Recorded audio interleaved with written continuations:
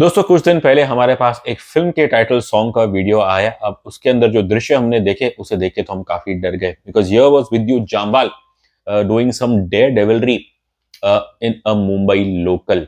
अब यहाँ पे वो एक बोगी के दरवाजे के पे खड़े हैं एंड बस हैंडल उन्होंने पकड़ रखा है, अपने पैर बाहर डाल रहे हैं। कभी कुछ साइड में जो ये आते हैं पोल्स या बार, उस पर खड़े होके एकदम से वापस से ट्रेन में आते हैं और फिर अंत में तो वो दरवाजे से ही एक छलांग ऊपर मार के ट्रेन के रूफ पे आते हैं और फिर ट्रेन की रूफ पे ये चलते हैं। अब वैसे तो खैर हिंदी सिनेमा में ह्यूमंस का ट्रेन के ऊपर आना कोई नई बात नहीं है। शाहरुख खान साहब ने किया था, बहुत मलाइका अरोड़ा ने फेमसली किया था in the Chaiyya Chaiyya dance. कई साल पहले ऋषि कपूर साहब एंड पद्मिनी कोल्हापुरी उन्होंने ट्रेन के ऊपर बैठ के जो एक बड़ा प्रसिद्ध गाना था होगा तुमसे प्यारा कौन, उसे गाया था। ढेर सारे एक्शन सीन्स भी किए गए हैं ट्रेन के अंदर, लेकिन इस टाइप का जो एक्शन है जाहिर है इसके अंदर अपनी एक विजुअल इफेक्ट है, लेकिन purely in terms of the daredevilry ऐसा एक्शन आपने कभी देखा नहीं होगा। एकदम से मन में डर फैलता है और सवाल आता है कि भाई आखिर इस फिल्म क्रैक जीतेगा तो जिएगा, इसका मकसद क्या है? क्योंकि मुंबई शहर में लाखों लोग ट्रेन में ट्रैवल करते हैं एंड दुर्भाग्य से कभी कभार कुछ लोग अपनी नादानी में ट्रेन के दरवाजे पे खड़े रहते हैं, कुछ धक्का वक्का लगता है and many people have lost their lives and that's why you question that कि इस फिल्म का आखिर मोटो क्या है। क्या ये ये डेंजरस पागलपंती को प्रमोट कर रहा है? अच्छी बात यह है जब कल हमने ये फिल्म देखी तो शुरू में ही ये क्लियर कर दिया गया है कि ये गलत चीजें हैं एंड एक जो लोकल इंस्पेक्टर है वो 2-3 बार सिद्धार्थ दीक्षित विद्युत जामवाल उन्हें जेल में डालते हैं और उनके पिता से अर्जी करते हैं कि भाई अपने बेटे को समझाइएगा कि ऐसी पागलपंती ना करे, उसकी जान चली जाएगी। और उन्हें कहते भी हैं कि ऐसी ही हरकत कुछ और लोगों ने भी कोशिश की करने की and sadly they lost their lives. तो फिल्म की शुरुआत में ही आई थिंक एक मैसेज क्लियर है that we do not promote such stunts और ये purely obviously people are trained, इसके अंदर एक विजुअल इफेक्ट्स भी होते हैं। अब लेकिन सिद्धार्थ दीक्षित उनकी तो दुनिया बस ये एक्सट्रीम स्पोर्ट्स ही है। दरअसल ये फिल्म मैं कहूंगा इट्स अ प्लेग्राउंड और शुड आई से मैदान फॉर एक्सट्रीम स्पोर्ट्स। अब मैदान ये जो है ये एक फिक्टिशियस लैंड है समवेयर इन पोलैंड जहां पे ऐसे एक्सट्रीम स्पोर्ट्स की प्रतियोगिता होती है और हमारे हीरो सिद्धार्थ उर्फ सिद्धू, उनका तो जिंदगी का बस सपना यही है कि इस जगह पे जाएं, चैंपियन बने और ढेर सारे रुपए अपने परिवार के लिए लेके आए। अब जल्द ही उन्हें मौका मिलता है क्योंकि उनके वीडियोस पागलपंती के वीडियोस वायरल हो जाते हैं और फिर मैदान वाले उन्हें इस पोलैंड बुलाते हैं to participate in the games. वहां जाने के बाद इनका सपना तो पूरा होता है, लेकिन जल्द इन्हें पता चलता है कि ये मैदान की दुनिया जो बाहर से दिखती है अंदर से वो कुछ और ही है। ये फिल्म स्क्रीन प्ले के हिसाब से इसके अंदर आपको काफी खामियां दिखेंगी, लेकिन जो आई थिंक हमें सबसे अच्छा लगा ये है purely in terms of the scale. एक इंडियन प्रोडक्शन वो एक्सट्रीम स्पोर्ट्स के ऊपर एक फिल्म बनाती है, उसके अंदर ढेर सारे आपको विदेशी चेहरे देखने को मिलेंगे and despite the flaws in the screenplay I would say that this is a very brave, a very bold attempt purely इस जॉनर में आपने जो स्केलिंग की है, जाहिर है विदेशी एक्सपर्ट्स बुलाए गए हैं एंड उस हिसाब से तो मेरे ख्याल से ये फिल्म कम से कम मैं तो इसे सल्यूट करता हूं यहाँ पे डायरेक्टर आदित्य दत्त, उनके राइटर्स रेहान एंड मोमिन को।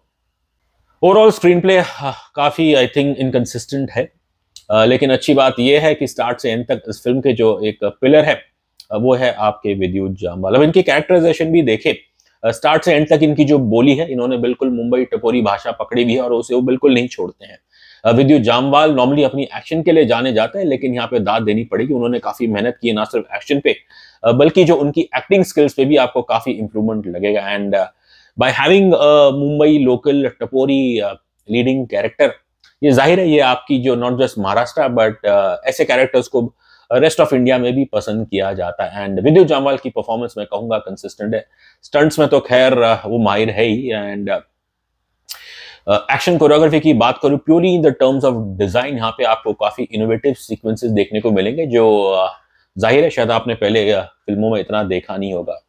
Yes definitely there is this can not be done without visual effects. जो आपको स्क्रीन पे दिखते हैं maybe definitely not Hollywood level के, लेकिन जो आप देखते हैं वो आई वुड से आप फेली रिस्पेक्टेबल, और यहाँ पे दाद देनी पड़ेगी आदित्य दत्त उनकी एक्शन टीम की। विद्युत का काम तो हमें काफी अच्छा लगा और फिल्म के जो विलन है, मेन विलन, वो है Arjun Rampal, who plays the character of Dev, जो इस दुनिया के फिक्टिशियस दुनिया मैदान के वो चैंपियन है। लेकिन इसके जो बेताज बादशाह है वो है माँ का, that's played by Vijay Anand. Vijay Anand की आप शक्ल देखेंगे तो he will very much remind you of the villain in iron man 1, जिसके अंदर टोनी स्टार्क के जो अंकल थे टकले दाढ़ी वाले, ये थोड़ी बहुत उनकी शक्ल उनसे मिलती। इनका भी काम मैं कहूंगा ठीक ठाक है।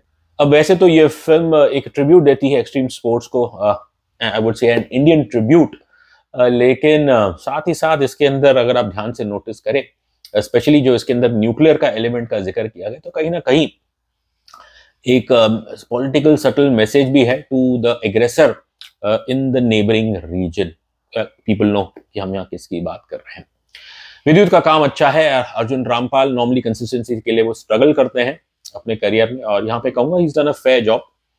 फिजिकलिटी, उनके फिजिकल प्रेजेंस तो हमेशा रही है, और जो खासकर विद्युत और अर्जुन के जो फाइनल बैटल है उसके अंदर टिपिकल पॉपुलर ट्रोप्स है, शर्ट बाहर है, 6 pack 8 PACS I don't know कितने सारे हैं, एंड ये एक दूसरे को कूट रहे हैं, एंड उसका मजा सब ना सिर्फ उस ऑडियंस जो उस मैदान में है, लेकिन जो दर्शक है सिनेमा घर में, वो भी इसका आनंद उठाएगा। अब इंटरेस्टिंग इस फिल्म में आप देखें कि जो हीरोइंस है इसके अंदर आपको दो फॉरेन इंपोर्ट है, जिसके अंदर पहली है Nora Fatehi who plays Alia, जो कि एक इन्फ्लुएंसर है इस मैदान की दुनिया में, और दूसरी तरफ है आपकी Patricia Novak played by Amy Jackson. अब दोनों का कहना पड़ेगा they are not Indians but they worked hard on their Hindi. Yes, acting के मामले में I think both of them still have miles to go, but कम से कम यहाँ दाद देना पड़ेगा कि इन दोनों के लिए कि उन्होंने मेहनत करके हिंदी बोली है। अब जाहिर है कुछ लोग ये भी कहेंगे कि यहाँ एक हिंदी फिल्म में गोरे आके हिंदी बोल रहे हैं अपने अपनी टूटी फूटी एक्सेंट में, तो फिर क्या आपके यहाँ हिंदी एक्ट्रेसेस, देसी एक्ट्रेसेस क्या मर गई थी?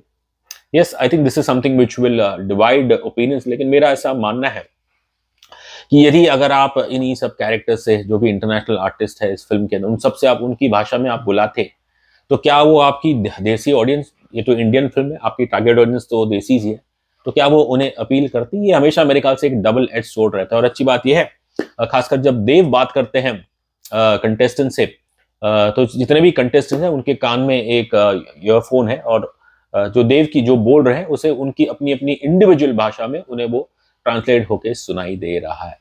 स्क्रीन प्ले के हिसाब से इस फिल्म में कमियां तो आपको दिखेगी, लेकिन स्टार्ट से एंड तक इस फिल्म को अगर कोई बांध के रखता है तो वो है हमारे विद्युत जामवाल।